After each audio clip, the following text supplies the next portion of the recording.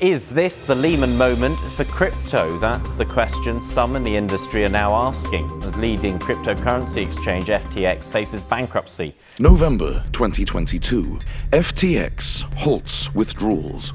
A $32 billion crypto exchange collapses in less than a week. Millions of users locked out. Billions missing. Sam Bankman-Fried, the CEO who days earlier was lobbying regulators in Washington, deletes tweets and disappears. This wasn't a hack. This wasn't a market crash. This was a classic financial fraud hiding behind new technology. FTX didn't fail because crypto is volatile. It failed because customer money was quietly stolen. This is the story of how a 30-year-old built a financial empire on deception. How he convinced investors, celebrities, and politicians he was building the future of finance. And how it all vanished in 5 days. Sam Bankman-Fried didn't start with FTX.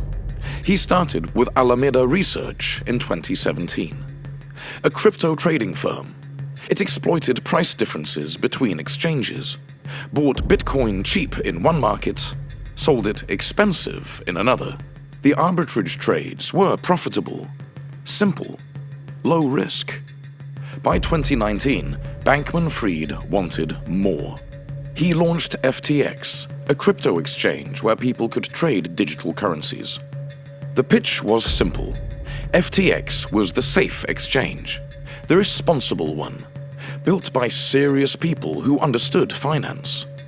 Unlike other crypto platforms, FTX positioned itself as trustworthy, professional, almost boring. It worked. FTX attracted major investors: Sequoia Capital, BlackRock, SoftBank, Ontario Teachers' Pension Plan. By 2021, FTX was valued at $32 billion. Bankman-Fried became crypto's most visible face. He testified before Congress, met with regulators, donated millions to politicians. FTX bought naming rights to the Miami Heat's arena, $135 million over 19 years. Celebrities endorsed the platform. Tom Brady, Gisele Bündchen, Steph Curry, Larry David appeared in a Super Bowl commercial mocking people who doubted crypto. The message was clear. FTX was legitimate, safe, the future. But legitimacy was camouflage. Behind the marketing, FTX was running a fraud that would rival the largest financial scandals in history. FTX and Alameda Research were supposed to be separate companies. One was an exchange, the other a trading firm. But they weren't separate. Not really. Both were controlled by Sam Bankman-Fried. Same ownership, same leadership, overlapping staff. Alameda traded on FTX. That wasn't unusual. Market makers trade on exchanges all the time. But Alameda had special privileges. It had a secret exemption from FTX's risk management systems. It could borrow unlimited funds, run unlimited leverage, take positions far beyond what other users could. Why? Because Alameda wasn't just trading. It was using FTX customer deposits as its own capital. Here's how it worked. FTX customers deposited dollars and crypto. Those funds were supposed to stay in segregated accounts, untouchable, safe. Instead, FTX quietly transferred billions to Alameda. Alameda used that money to make leveraged bets, invested in startups, bought real estate, made political donations. When Alameda made money, it kept the profits. When Alameda lost money, it borrowed more from FTX customers. This created a fundamental problem. FTX's balance sheet looked healthy, but only because it counted Alameda's assets as if they were real liquid value. And much of Alameda's supposed value was tied to a token called FTT. FTT was FTX's own cryptocurrency, created by FTX, valued by FTX. Alameda held billions of dollars worth of FTT on its balance sheet. But FTT wasn't cash. It wasn't a stable asset. It was a token whose value depended entirely on confidence in FTX.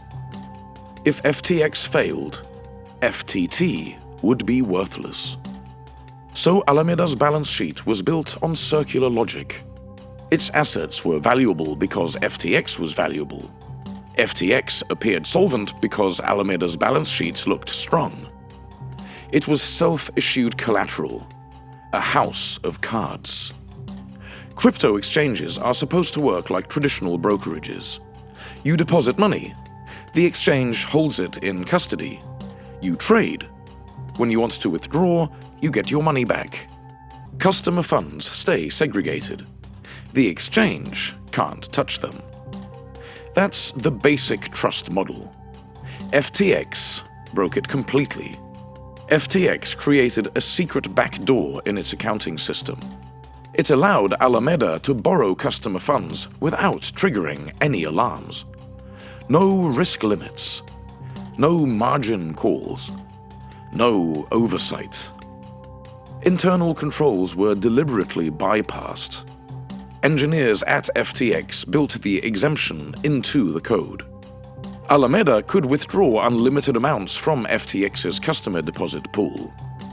By mid-2022, Alameda owed FTX over $10 billion. But FTX's customers had no idea. They saw their account balances, assumed their funds were safe. They weren't. The money was gone. Transferred to Alameda, used for trading, investments, loans, political donations. When FTX's balance sheet was later examined, investigators found customer funds had been used to buy luxury real estate in the Bahamas, fund venture capital investments, make over $100 million in political donations, pay for celebrity endorsements. This wasn't poor risk management. This was theft. How did Sam Bankman-Fried get away with it for so long? Part of the answer is the narrative he built around himself. Bankman-Fried cultivated an image: the reluctant billionaire, the nerdy MIT grad who didn't care about money.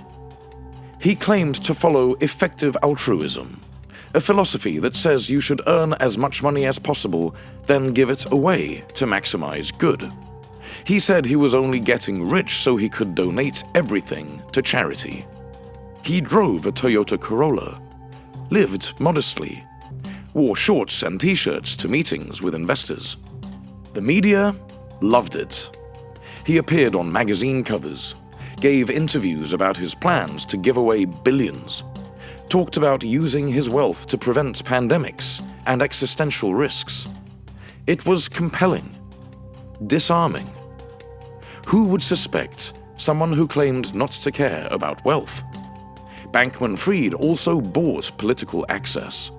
He donated over $40 million to Democratic candidates in the 2022 election cycle, became the second largest donor to Joe Biden's 2020 campaign. He met with regulators, testified before Congress about crypto regulation. He positioned himself as the responsible voice in crypto, the one who wanted sensible rules.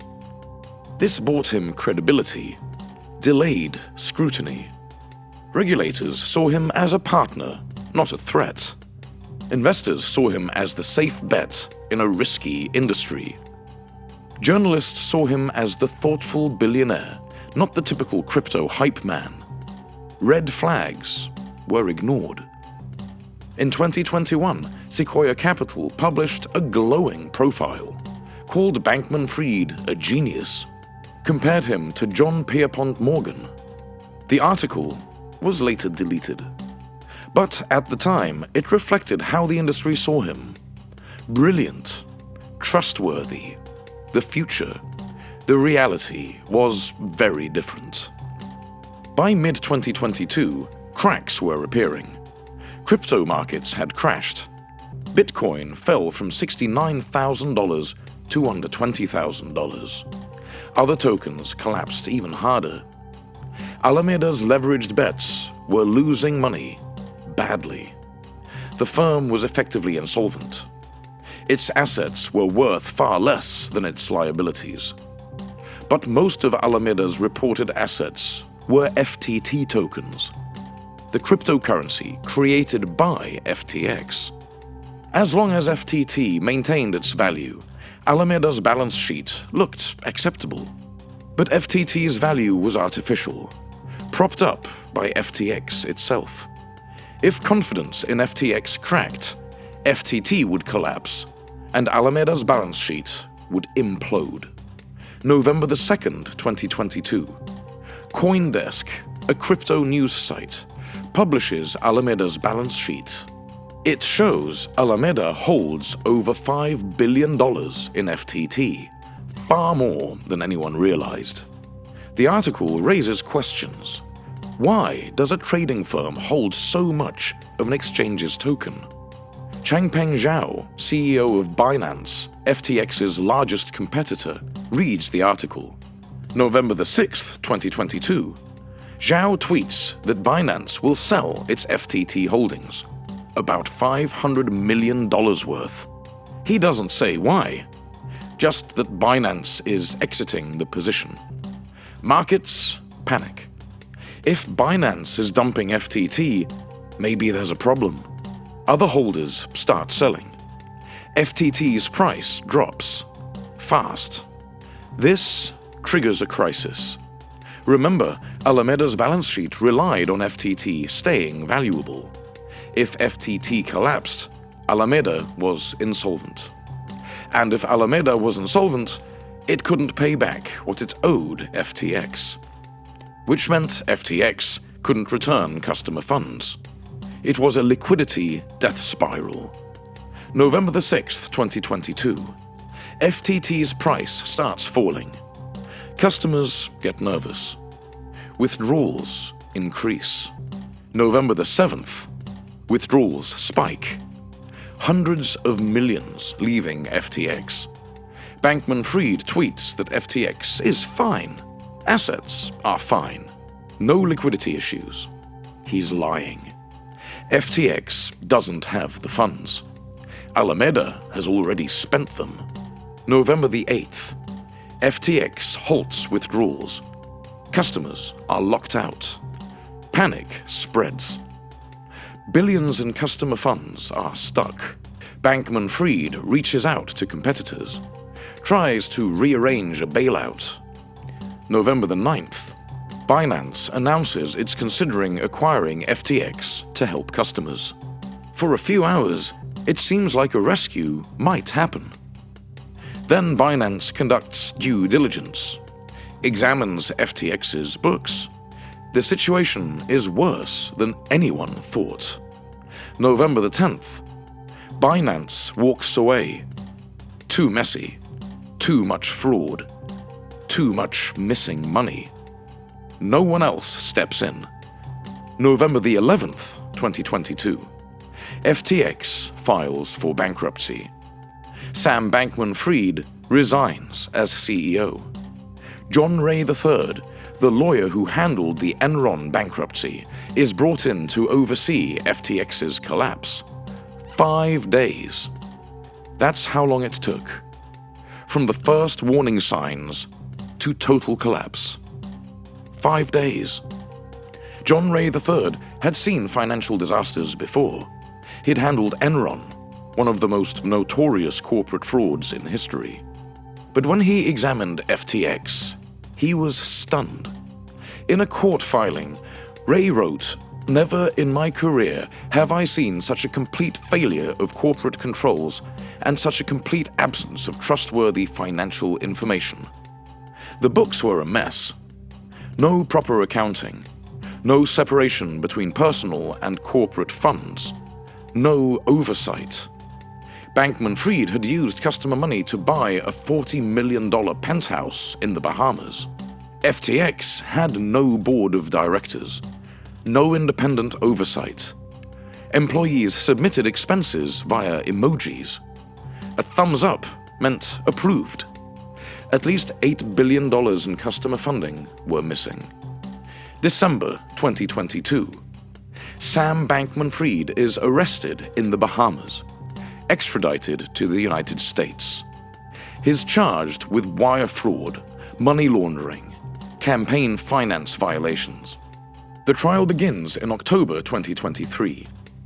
Bankman-Fried claims he didn't know Alameda was using customer funds, says it was a mistake, not fraud. The jury doesn't believe him.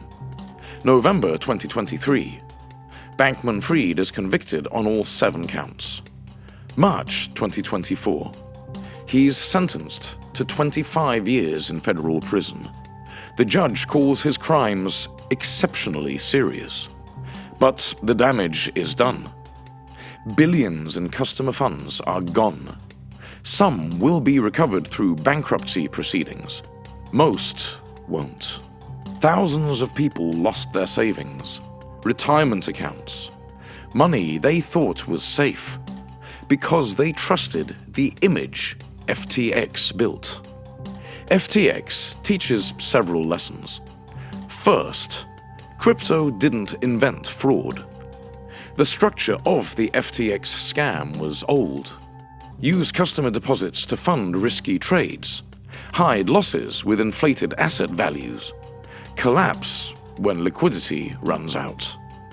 It's what happened at Lehman Brothers, what happened at Enron, what happened at countless banks throughout history. The only thing new was the technology. Second, lack of governance. FTX had no board, no auditors, no internal controls. Bankman-Fried ran the company like a personal fiefdom. No oversight, no checks, no accountability. This isn't unique to crypto, but crypto's libertarian culture made it easier to ignore traditional safeguards. Third, regulatory capture risk. Bankman-Fried spent millions on political donations, met with regulators, positioned himself as the responsible industry voice. This bought him time, delayed scrutiny, made regulators see him as an ally. It's a warning about how money influences oversight. Fourth, why trust collapsed instantly. FTX's entire value proposition was trust. We're the safe exchange, the responsible one. When that trust broke, there was nothing left. Unlike a traditional bank with FDIC insurance and regulatory backstops, FTX had no safety nets. Once customers doubted, the run was inevitable.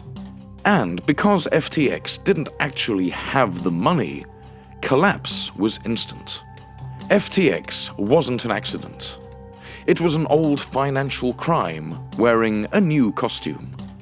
Sam Bankman-Fried built an empire on deception, convinced investors, celebrities, and politicians he was building the future, used customer money to fund his trading firm, to buy real estate, to make political donations, to project an image of success.